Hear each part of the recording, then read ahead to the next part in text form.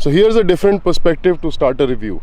I think that the 2020 Land Rover Discovery Sport is actually a larger Range Rover Evoque in disguise.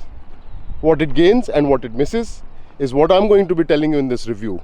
Hello and welcome to Bichao, and this is the 2020 Land Rover Discovery Sport. First things first, the Discovery Sport as well as the Evoque are almost at the same price, and where the Discovery Sport kind of loses out on that gorgeous interior build quality of the Range Rover Evoque, it kind of gains in terms of its overall roominess, practicality and size. And if you actually dig deeper, the Range Rover Evoque as well as the Discovery Sport basically have the same platform underneath. They both ride on the same platform, and they also have similar all-wheel drive configurations which kind of give both of them equal capability when going off the road. And while I think that looks are a subjective matter, I definitely think that the Range Rover Evoque is the prettiest car out of these two. But at the same time, the new upgrades that have come onto the facelifted Discovery Sport actually make this car look a lot more modern, a lot more aggressive and a lot more sporty. So let's go and have a look at all the new features that have come with this car. Starting off at the front, the new Discovery Sport has these new LED headlights,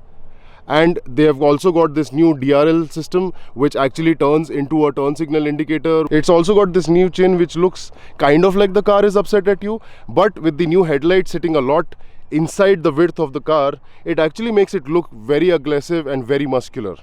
Coming onto the back, the Discovery Sport also gets a new set of taillights which are kind of blacked out, and it's got this beautiful design integrated into the taillights which actually looks really good. And one of the biggest features this new platform gains with the Discovery Sport is that this car now comes with a 5+2 layout where you now have two more seats at the back. And I'm going to start showing you the interior of the car from the rear end and then moving forward onto the cockpit of the car. Over here at the back, you get a power tailgate, and which opens up remotely as well. And once you enter back over here, you see that there's actually a lot of boot space, but that changes quite quickly as soon as you pull up the third row of seats. As you can see now, there's hardly any boot space left. It's literally this much. So basically, if you're carrying 6 people with you in this car on a weekend road trip, all you can afford to carry with you is probably a couple of t-shirts and a few underpants. And maybe what you can do is you can steal clothes from the people who stole your rear cargo space. Now, most of the times when you have a 5+2 configuration like this, it is kind of a challenge to always get at the back. And most of the times, the rear seats, the third row of seats, is actually only good for small children and maybe medium-sized adults. So let's see if the Discovery Sport has anything different to offer. So what you do first is pull the middle row seat ahead, and that kind of gives you an ingress to go inside. And then you step over here and sort of swivel your body around to sit back here. Now, as you would imagine, back here there is actually not a lot of room. The seats are actually quite narrow and quite small, and as you can see, I am actually sitting quite squatted. But at the same time, if I pull the seat back, I still have decent amount of leg room over here. The seat sits very low, and that is the reason why your legs are really high up. But if you're sitting over here for, let's say, a small, very short journey, maybe like a half an hour, 1 hour journey, I think it's manageable even for normal size adults. Whenever you want to get out, you can pull this seat up front and kind of get out of there. It is a little tight, but it is totally usable. It is usable. One good thing I noticed about the third row seats is as soon as you pull the tab on the third row seat, the headrest automatically folds in, so you don't have to take that extra effort of, manually folding the headrest in. The second row of seats also come with a lot of adjustments where you can decently pull the seat back and forth. And if you've got nobody sitting at the back, the seats actually go quite a bit far where you have a lot of leg room for yourself. Headroom's also absolutely not a problem. And sitting over here at the back with this much of leg room, large glass surfaces on either side, and also a massive sunroof at the top, it actually gives you a lot of airy feeling. You feel that the cabin is very big, the cabin is very airy and welcoming when you're sitting over here at the back. Now moving on to the front seats of the Discovery Sport, The cabin over here overall feels very much similar to the Range Rover Evoque, and that's not a bad thing because I feel that the Evoque has one of the best quality interiors and fit and finishes for its segment and price. Apart from that, the center console is pretty similar to the Evoque as well. However, there's a difference over here in this car. Even with the R-Dynamic package, you cannot upgrade to a dual touchscreen interface. Now, this being the base D180S variant of the Discovery Sport, it comes with this hybrid analog digital drivers display, which you can upgrade to a full digital drivers display when you go for the R-Dynamic package. Again, very similar to the Evoque, the left temperature dial doubles up as a fan speed controller and the right temperature dial doubles up as a all-terrain response control. The first thing you realize when you start driving the Discovery Sport is that it's got a nice and light steering wheel, which makes it very easy and very comfortable to drive on city speeds as well as traffic situations. This of course is the D180S, which means there's the diesel 4-cylinder Ingenium engine that puts out 180 horsepower and 430 Newton meters of torque. When you start rolling off, the car kind of feels nice and responsive. It gives you a good move on. It does sound a little rough, but then quickly as soon as you pick up speed, you get above like 20-25 kilometers per hour, the engine becomes way more smoother and it sort of blends in with the rest of the road noise. Over here, when you sit inside the car feels very well insulated. You are completely cut off from the honking, the traffic and all the noises that the city has throughout the day.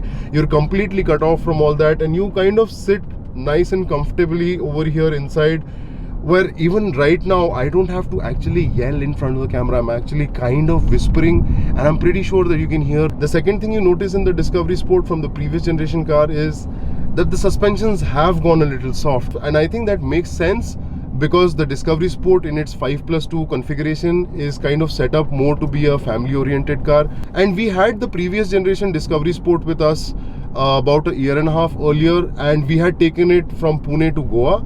And what we realized is that while me and the co-passenger were quite comfortable over here, the rear seats passengers were not as comfortable. They were very jumpy. Every bump they could feel every undulation on the road. And yesterday I asked a couple of my friends to sit at the back seats, and when they were sitting back there, they said that the car feels quite comfortable. The rear seat comfort was not that important, but now with the 5+2 configuration where you can actually carry 7 people in the car, being positioned more as a mid-size to a large-size family car, the Discovery Sport suspensions kind of do make sense, where the rear passengers now will be finding themselves way more in comfort than what they did with the previous generation car.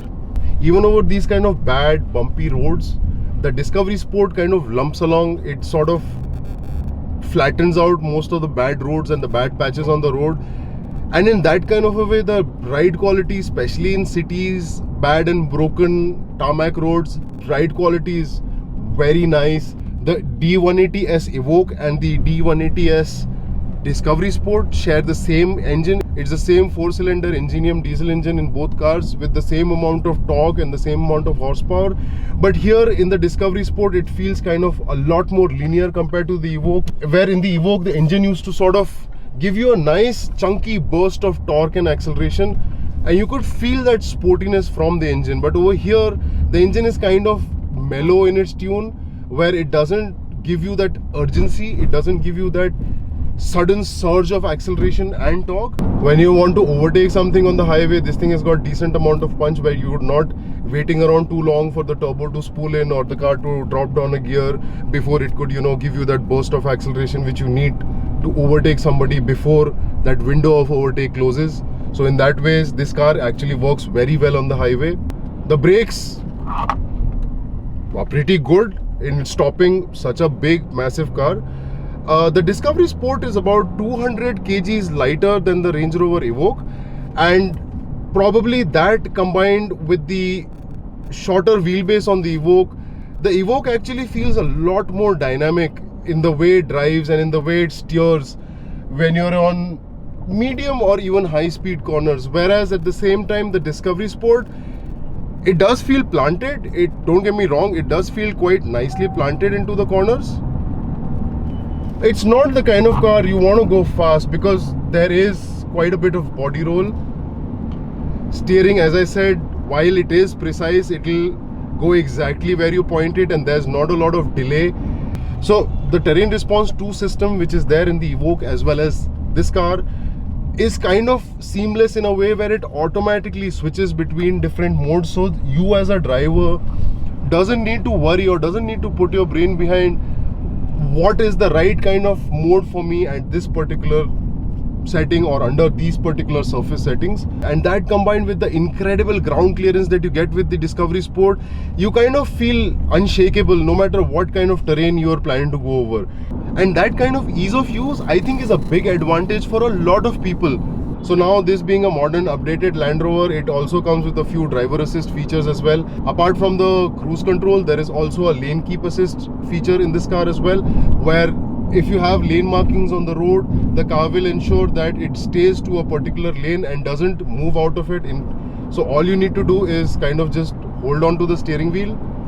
That said though, I feel that the system which is there in the Discovery Sport is by far one of the worst systems out of all the lane keep systems that I have driven till now, because while it does keep the car in its lane, it kind of sort of bounces to and fro between both the lanes, where it sees the lane marking way towards the end. It keeps on drifting towards the lane marking. It catches the lane marking when it's almost on top of it, and then it suddenly steers the car back into its lane. So it kind of keeps ricocheting you. It kind of keeps shuffling you left, right, where it feels like it's not actually very sure of how it wants to. It does keep you in the lane, don't get me wrong, it doesn't let you stray out of your lane, but it kind of doesn't do it in a very linear or a very smooth manner. You won't find yourself using that system consistently over a long period of time. Like, just to give you an example, before this I was driving the BMW M8, and the M8's lane keeping system was so good that I drove on it in India. I drove that car 70 to 80 kilometers purely on the lane assist system, where I was just holding on to the steering wheel, had the throttle on cruise control, and the car was automatically slowing down and stopping for traffic. It was automatically steering as the road turned, and all of that was pretty seamless and pretty well executed. That also brings me to one more thing about the Discovery Sport's assistive features, is that while you do get cruise control, the cruise control is not adaptive, which means that it will not slow down or it will not speed up depending on vehicles that are around it. So in terms of its assisted driving features, I think that the Discovery Sport is kind of there, but not entirely there where it can compete with rivals, especially from Germany. So what do I feel overall about the new Land Rover Discovery Sport? Well, I think that the Discovery Sport is actually quite a good car. It's actually a very comfortable and a very spacious car, especially for someone who's looking for a car where you're carrying a mid-size to a large family, where you're carrying more than 2 to 3 people on a regular basis, and on special occasions you're carrying more than 4 or 5 or even 7 people. So in that way, the Discovery Sport is actually quite a comfortable car. The suspensions are very good when you're driving in the city or when you're driving on the highway. It will flatten out most of the bumps, most of the bad roads, and it'll give you a very nice, very balanced ride. That said, however, I somehow feel that the previous generation Discovery Sport was kind of a car which was more focused towards the smaller family, or was more focused towards the younger family where they had 2 people. I'm actually a little sad that the Discovery Sport has kind of moved out of that segment.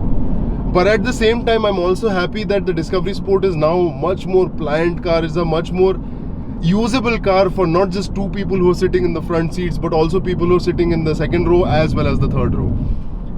And I think what Land Rover and Range Rover are trying to play over here is that they're trying to make the Discovery Sport more of a family-oriented car. And for the younger generation people, Land Rover wants them to move away from the Discovery Sport and go towards the Range Rover Evoque.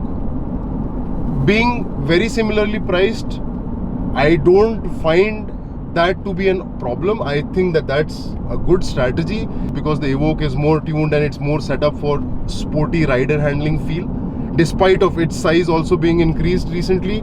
Again, check out the video. But then that sort of raises a question in my head: who's the full-size Discovery for? I hope you liked this video, and if you did, don't forget to like, subscribe my channel. I'm gonna see you back in the next one. Till then, Ciao.